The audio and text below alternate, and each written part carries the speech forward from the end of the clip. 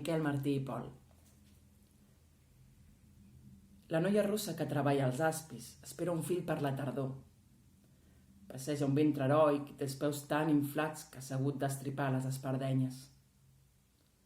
Ara treballa amb pena i cada tarda se sent mig de fallir, perquè a la fàbrica l'estiu és un vesper.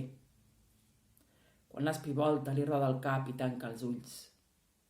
Enyora la quietud de casa seva, el càntir d'aigua fresca i el balancí de boga, la inefable tendresa del marit, que haurà endreçat la cuina i que medita la pàgina dels ports d'algun diari a la penombra del terrat.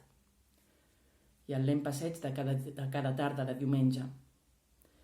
La noia rossa que treballa als aspis s'atendreix molt sovint i ploraria si se sabés vençuda pel destí, incapaç de girar l'ordre dels fets que algú ha establert.